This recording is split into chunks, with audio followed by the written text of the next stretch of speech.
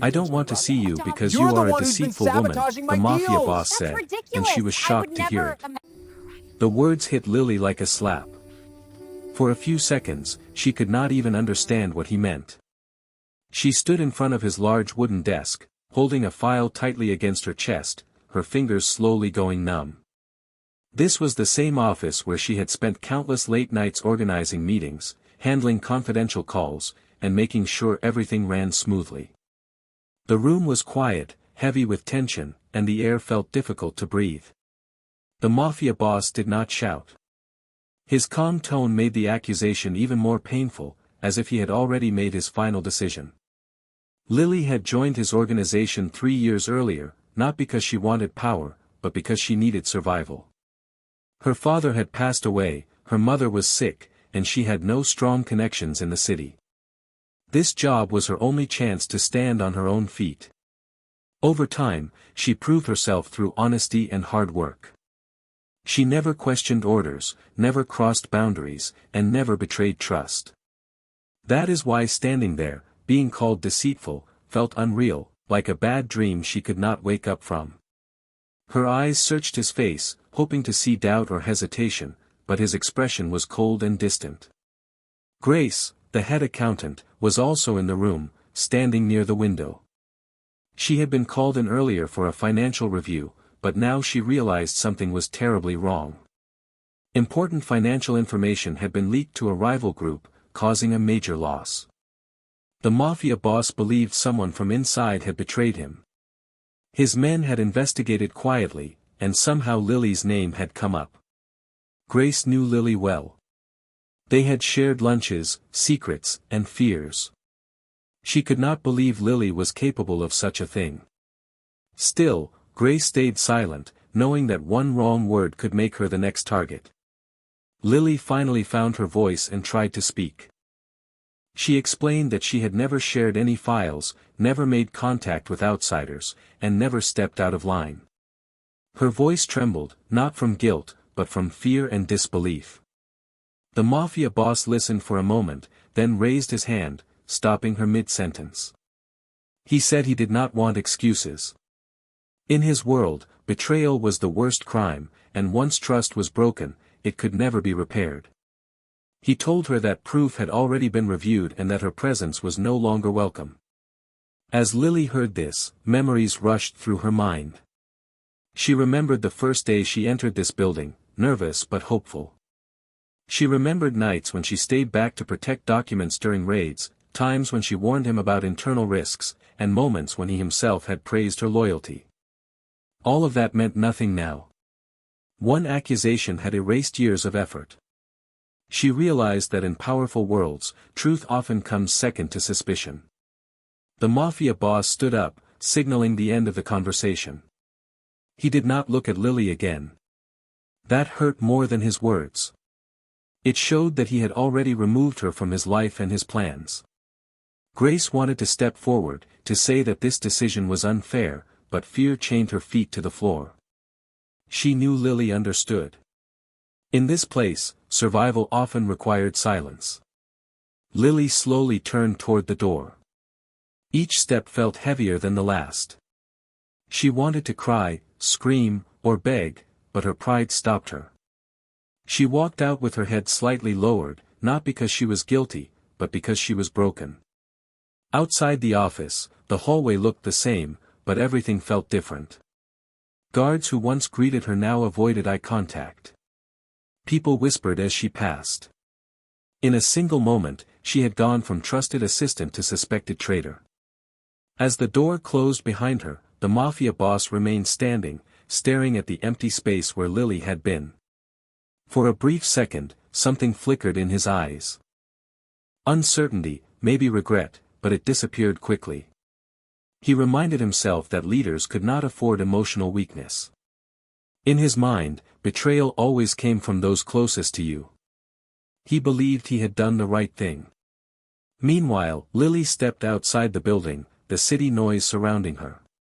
She felt small and alone, but deep inside, one thought kept repeating, "I did nothing wrong." She did not know yet how much this accusation would change her life, but she knew one thing clearly: this was the beginning of her fall, and also the start of a painful truth that would one day come to light. After that day, Lily's life began to fall apart in ways she never imagined. The accusation did not stay inside the office walls, it spread quietly but powerfully through the entire network.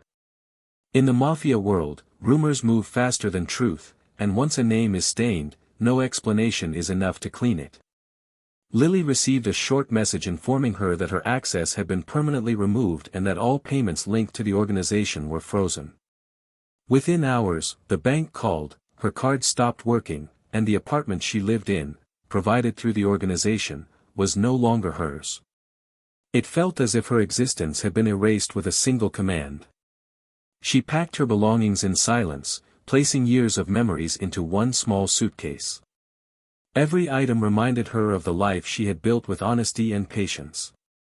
As she left the apartment, no one stopped her, no one asked questions, and no one said goodbye. The city that once felt full of opportunity now felt cold and unforgiving. Lily walked for a long time before finding a small, cheap room in an old building on the edge of town. The walls were thin, the lights were weak, and the place smelled of dust and loneliness, but it was all she could afford. That night, she sat on the bed and stared at the floor, trying to understand how fast life could change without warning. Days passed, and Lily tried to find work, but doors kept closing. People who once respected her now avoided her. Some had heard she was dangerous, others believed she had betrayed powerful people, and no one wanted trouble. Even simple jobs became impossible to secure. The fear around her name followed her everywhere. At night, she struggled to sleep, replaying the Mafia boss's words again and again in her mind. The calm way he called her deceitful hurt more than shouting ever could. She wondered how someone who trusted her for years could abandon her so easily. Grace, however, did not abandon her. She risked everything by coming to see Lily in secret. She brought food, medicine, and, most importantly, reassurance. Grace told Lily that she never believed the accusation and that something about the situation felt wrong. Sitting together in that small room, Lily finally allowed herself to cry. The strong image she had maintained for years cracked, and her pain poured out. Grace listened quietly, knowing that comfort sometimes meant simply being present. Grace promised she would watch closely and search for the truth, even if it put her own safety at risk. Meanwhile, inside the organization, Lily's absence was quickly filled. Ava, a confident and charming woman, stepped into Lily's role. She smiled easily, spoke softly, and acted respectful, exactly the kind of person the Mafia boss wanted around him after feeling betrayed. Ava paid close attention to his habits, his weaknesses, and his emotions. She never questioned his decisions and often agreed with his suspicions about others. Her behavior made the Mafia boss feel justified in his earlier judgment. To him, Lily was already part of the past. Yet, something felt off. Even though Ava performed her duties well, the atmosphere had changed. Mistakes started happening, small but noticeable. Files were misplaced, schedules conflicted, and information somehow reached people it should not have. The Mafia boss felt uneasy but pushed the feeling aside, telling himself that rebuilding trust always took time. Deep inside, however, a quiet doubt began to grow. Lily had never made such careless errors. She had been precise, careful, and deeply loyal. Back in her small room, Lily slowly learned how to survive again. She found a part-time job cleaning offices late at night, a sharp contrast to the life she once lived. The work was exhausting, and the pay was barely enough, but it was honest. Each night, as she cleaned empty offices, she thought about how fragile power truly was. One false belief had destroyed everything she had worked for. Still, she refused to become bitter. She reminded herself that her integrity was still intact, even if her reputation was not. The fall humbled Lily, but it also strengthened her. She learned that real life does not always reward honesty immediately, and sometimes good people suffer because of others' lies. While the world around her had turned cold, a small fire of truth burned inside her heart, waiting for the moment when justice would finally speak. Time passed, and while Lily struggled quietly to rebuild her life, the truth began to move in its own slow and dangerous way. Grace could not forget Lily's broken face or the fear in her eyes that day in the office. As the head accountant, Grace had access to systems others did not, and she began paying closer attention to the details everyone else ignored. At first, the leaked information incidents were small, almost unnoticeable, but to Grace, patterns started to appear. Certain files were being accessed repeatedly, always late at night, and always after Lily had already been removed from the system. The names attached to those access logs did not match the official work schedules. Something was clearly wrong. Grace knew that investigating without permission was risky, but her conscience would not allow her to stay silent. She stayed late after work, pretending to review financial summaries, while secretly tracing data movements and security timestamps. Again and again, one name appeared where it should not have been: Ava.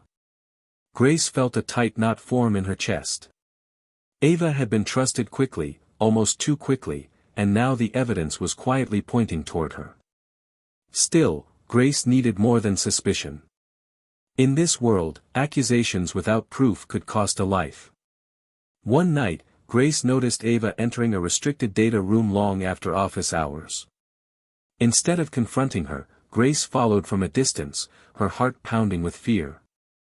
She watched as Ava connected a private device to the system, her movements confident and practiced, as if she had done this many times before. Grace hid behind a glass partition and waited. Moments later, Ava answered a phone call in a low voice, speaking to someone Grace did not recognize. Ava talked about payments, deadlines, and how easily the Mafia boss could be misled. Every word felt like a knife cutting through the silence. Grace recorded everything with shaking hands. She knew that if she was discovered, there would be no second chance. After Ava left, Grace sat alone in the dark room, trying to steady her breathing. The truth was finally in her hands, but carrying it was terrifying. She understood that revealing it would not only expose Ava but also force the Mafia boss to face his own mistake. Powerful people rarely accept being wrong. For 2 days, Grace debated what to do. She could protect herself by staying quiet, but then Lily would remain destroyed by a lie. Finally, Grace made her decision. She requested a private meeting with the Mafia boss. When she entered his office, the same heavy silence filled the room, but this time, Grace did not lower her eyes. She placed the recordings and documents on his desk and calmly said that Lily had been innocent. The Mafia boss listened without interruption. As the evidence played, his face hardened, not with anger at first, but with disbelief. When Ava's voice clearly admitted betrayal, the room seemed to close in around him. Rage followed quickly, sharp and uncontrollable, but beneath it was something more painful: regret. He realized that his judgment had been clouded by fear and pride. He had destroyed a loyal person while welcoming the real traitor into his inner circle. Ava was confronted immediately. At first, she denied everything, but the evidence was undeniable. When she finally confessed, her confident mask fell apart. She begged for forgiveness, blaming greed, blaming opportunity, blaming everyone but herself. The Mafia boss ordered her removed from the city, cutting all ties. Her punishment was swift, but it brought no relief. That night, the Mafia boss sat alone in his office long after everyone had left. The power he once felt now weighed heavily on him.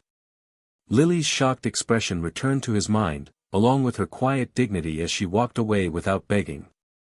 For the first time in years, he questioned his own leadership. He realized that authority without fairness could ruin innocent lives. The truth had finally surfaced, but it had come too late to prevent the damage already done. The Mafia boss did not go to see Lily immediately after the truth was revealed. For days, he carried the weight of his mistake in silence, knowing that power could not undo what had already been done. He had given orders that ruined her life, and now he had to face her not as a feared leader, but as a man who had been wrong. When he finally decided to go, he went alone, without guards or weapons, something he had not done in years.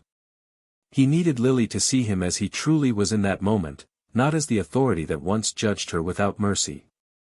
Lily was returning from work late in the evening, when she noticed a familiar figure standing near her building. At first, she thought her exhaustion was playing tricks on her, but as she came closer, she recognized him. Her heart tightened, and old memories rushed back, both painful and confusing. She stopped a few steps away, unsure whether to turn around or confront the past she had been trying so hard to forget. The Mafia boss looked different, older somehow, his confidence replaced by something quieter and heavier. They stood in silence for a moment before he spoke. He told her that he had discovered the truth, that Ava was the real traitor, and that Lily had been innocent all along. His voice lacked authority and carried something unfamiliar, humility. Lily listened without interrupting, her face calm but her eyes guarded. When he apologized, truly apologized, she felt the pain rise again, sharper than before. His words could not erase the nights she went hungry, the fear she lived with, or the way her name had been destroyed. He offered her everything back, her position, her apartment, her financial security, and even protection. He said he would publicly clear her name. Lily shook her head slowly. She told him that trust, once broken, could not simply be repaired with power or money. What hurt her most was not losing her job, but losing her dignity without being heard. She explained that during her fall, she had learned who she truly was without his organization, and she no longer wanted to belong to a world where one accusation could erase a person's worth. The Mafia boss listened, feeling the full weight of her words. He realized that his apology might ease his guilt but could never restore what she had lost. Lily thanked him for finally seeking the truth, but she made it clear that her life had moved forward in a different direction. As he walked away that night, he understood that some confrontations do not end with forgiveness, but with painful understanding, and that lesson stayed with him longer than any punishment ever could. After that night, life continued, but it did not return to what it once was for any of them. The Mafia boss went back to his world carrying a silence that no one around him could understand. For the first time, fear was no longer his greatest concern, regret was. He began to question the way he had ruled for years, realizing that authority built only on suspicion eventually destroys loyalty. Slowly, he changed how decisions were made, demanding proof before punishment and listening before judging. The people under him noticed the difference, though few understood the reason behind it. Lily's absence had left a mark deeper than any betrayal ever could. Lily, on the other hand, focused on building a life that belonged entirely to her. She continued working honestly, and with Grace's support, she eventually became part of a small legal business where trust mattered more than fear. Her past still followed her in whispers, but it no longer defined her. Each challenge she faced reminded her of how strong she had become during her fall. She learned that real respect does not come from power or position, but from self-worth and resilience. The pain she endured shaped her into someone wiser and more grounded. Grace remained the quiet hero of the story, choosing integrity over safety. She stayed cautious but proud, knowing she had done the right thing even when it was dangerous. Ava became nothing more than a warning, a reminder of how greed and deception eventually destroy those who rely on lies. In the end, this story reflected a real-life truth: mistakes made from pride can cost innocent people everything, and some apologies arrive too late. Yet growth can still come from regret, and strength can rise from injustice. Lily's journey proved that losing power does not mean losing dignity, and the Mafia boss learned that true leadership begins when one accepts their own flaws.